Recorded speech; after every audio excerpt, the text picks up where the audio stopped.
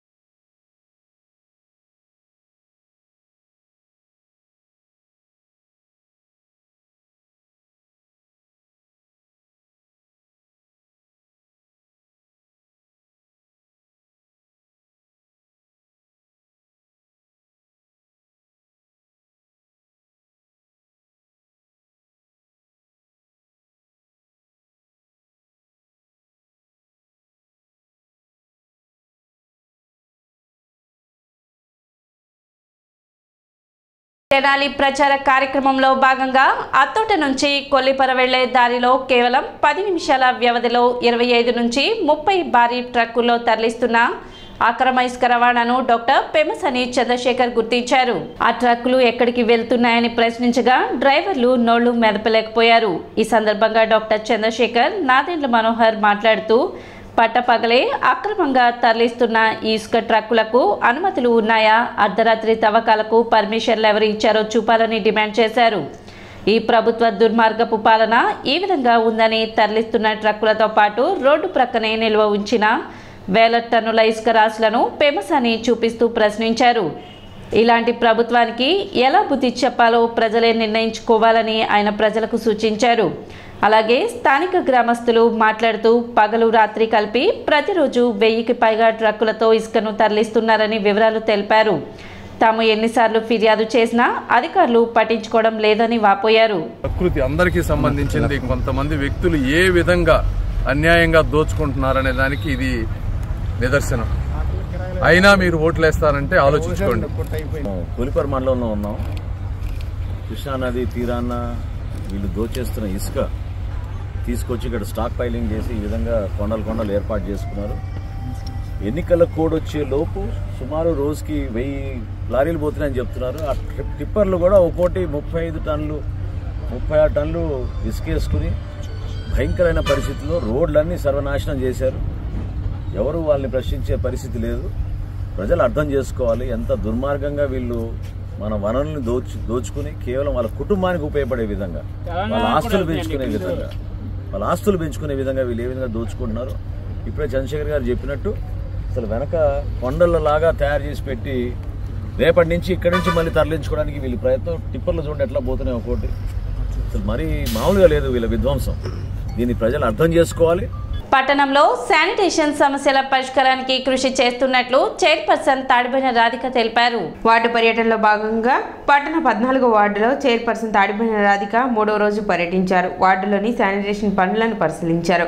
కాలువల్లో పేరుకుపోయిన వ్యర్థాలను సిబ్బందిచే తొలగింపు చేశారు. ఈ సందర్భంగా ఆమె మాట్లాడుతూ ఈ ప్రాంతంలో డ్రైనేజ్ ప్రధాన సమస్యగా మారిందని, త్వరలోనే సమస్యను పరిష్కరిస్తామని చెప్పారు. అదేవిధంగా ప్రజలు కాలువలో వ్యర్థాలు వేయరాదని ఆమె సూచించారు. పట్టణ సుందరీకరణకు ప్రతి ఒక్కరూ సహకరించాలని విజ్ఞప్తి చేశారు. కార్యక్రమంలో వైసీపీ నాయకులు, పురపాలక సంఘ అధికారులు పాల్గొన్నారు.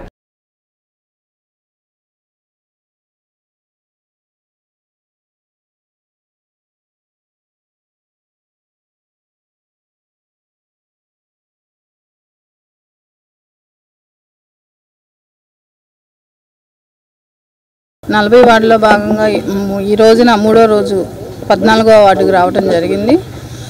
ఈ చిన్న కాలువలైనా సిల్ట్ ఎక్కువ ఉంటానా, ఈ వాటర్ అనేది ఆగిపోతానా, ఈ దోమలు అనేది ఉత్పత్తి ఎక్కువ అవుతానా, ఈ ప్రజలు కూడా ఈ దోమలు పారిపోకుండా ఈ డ్రైన్స్ అనేది డైలీ క్లీన్ చేయమని అడగటం జరిగింది. అలానే ప్రజలు ఆదేశం మేరకు ప్రజలకి ఇబ్బంది కలగకుండా చేయాలని ఈ రోడ్స్ డ్రైన్స్ ఏర్పాటు చేయటం జరిగింది. అందుట్లో ఈ చర్చి కాడ అనేది డ్రైన్స్ అనేది త్వరలోనే అది కూడా పరిష్కరిస్తామని ప్రజలు ఈ రోజున మా దృష్టికి తీసుకొచ్చారు. ఎమ్మెల్యే గారు వచ్చినప్పుడు ఇలా చెప్పారమ్మా అని. ఎమ్మెల్యే గారు కూడా ఈ శానిటేషన్ కానివ్వండి, డ్రైన్స్ కానీ, రోడ్స్ కానీ చాలా వరకు 40 వార్డుల్లో చాలా వరకు ఆయన ఆదేశాల మేరకు మేము చేపించి ఉన్నాము. డ్రైనేజీ క్లియర్ చేయటం మన మదర్ తెరిసా నగర్లో ఈరోజు 3వ రోజు శుభ్రం చేయటం జరుగుతుంది. కాబట్టి ఈ డస్ట్బిన్లో ఈ చూస్తే డ్రైనేజ్ కాలువల్లో గ్లాసులు కానీ వేస్ట్ చెత్త అన్ని కాలువల్లో వేయకుండా ప్రతి వాళ్ళు కూడా డస్ట్బిన్లో వేసి మా మున్సిపాలిటీ సిబ్బంది వచ్చింది వాళ్ళకి అప్పచెప్పవలసిందిగా కోర్సు మన వార్డుని మనమే శుభ్రం చేసుకోవాలి. కాబట్టి మన ప్రభుత్వం వచ్చిన తర్వాత అనేక సంక్షేమ పథకాలతో పాటు అభివృద్ధి కూడా జరుగుతున్నది. మన వార్డులో ఇప్పటికి దాదాపు 70 లక్షల వరకు జరిగినది. తెనాలి పురపాలక సంఘ పరిధిలో శాశ్వత ప్రాతిపదికన పనిచేస్తున్న పారిశుద్ధ్య కార్మికులకు ప్రభుత్వం పంపిన నూతన వస్త్రాలను పంపిణీ చేశారు. ఈ సందర్భంగా municipal chairperson Tadiboina Radhika, commissioner Bandi శేషన్నలు మాట్లాడుతూ మున్సిపల్ పర్మనెంట్ వర్కర్స్కు ప్రభుత్వం ప్రతి సంవత్సరం 2 జతల వస్త్రాలు, టవల్స్ పంపిణీ చేయడం జరుగుతుందన్నారు. కరోనా కారణంగా అప్కో సంస్థ వారు వీటిని అందజేయడంలో ఆలస్యం చేశారన్నారు. మున్సిపల్ కార్యాలయంలోని కౌన్సిల్ హాల్లో జరిగిన కార్యక్రమంలో అసిస్టెంట్ కమిషనర్ అనుష, ఆరోగ్య అధికారిని doctor K Helen Nirmala, sanitary ఇన్స్పెక్టర్లు రామచంద్రరావు, శ్రీనివాసరావు తదితరులు పాల్గొన్నారు.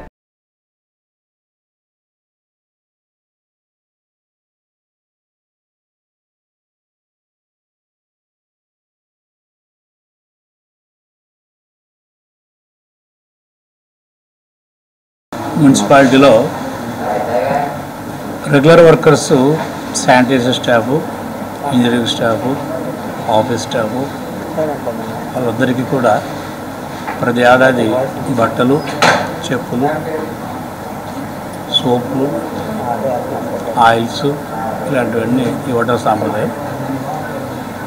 శానిటేషన్ వాళ్ళకైతే ఆయిల్స్ ఇస్తాము, ఇంజనీరింగ్ స్టాఫ్ వాళ్ళకు చెప్పులు, బట్టలు ఇస్తారు. కొంత డిఫరెన్స్ వాళ్ళకు. సో ప్రతి ఏడాది ఇవ్వడం అనేది సాంప్రదాయం, చట్టము. సో అందులో భాగంగానే ఈరోజు 110 మంది రెగ్యులర్ వర్కర్స్ ఉన్నారు. శానిటేషన్లో, ఇంజనీరింగ్, ఆఫీస్ వర్క్ కలిపి వాళ్ళందరికీ కూడా గత సంవత్సరం, ఈ సంవత్సరం 2 సంవత్సరాలు కలిపి ఒక్కొక్కరికి 6 జతలు, లేడీస్కైనా జెంట్స్కైనా కూడా ఇవ్వటం జరిగింది. అది కూడా ఏంటంటే ఆప్కో డిపార్ట్మెంట్ ద్వారా ప్రభుత్వం నుంచి మనకు ఆదేశాలు ఉన్నాయి. ఇలాంటి వాళ్ళందరికీ కూడా డైరెక్ట్గా ఆప్కో డిపార్ట్మెంట్ ద్వారా కొని ఇవ్వండి చేశారు. మన మున్సిపాలిటీలో వర్కర్స్ అందరికీ బట్టలు పంపిణీ జరుగుతుంది. 2 సంవత్సరాలు సరిపోను చీరలు కానీ, బ్లౌజులు కానివ్వండి, వర్కర్స్కి యూనిఫామ్ కానివ్వండి, ఇలాంటివి ఇచ్చి అలానే కుట్టుకులతో సహా మన ప్రభుత్వం తరపున ఇస్తాం. చాలా ఆనందంగా ఉంది. అలానే వర్కర్స్ మన సొంత వాళ్ళకి ఇచ్చినట్టుగా మన ఫ్యామిలీ మెంబర్ లాగా ఈ రోజున ఇవ్వటం చాలా. సిటీ న్యూస్ ముగించే ముందు ముఖ్యాంశాలు మరోసారి.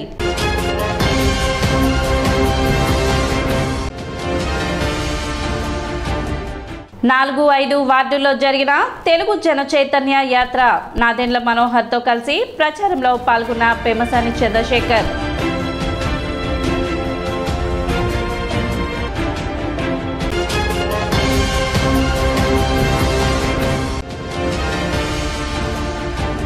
తెనాలి జనసేన పార్టీ కార్యాలయంలో ఘనంగా జనసేన పార్టీ ఆవిర్భావ దినోత్సవ వేడుకలు.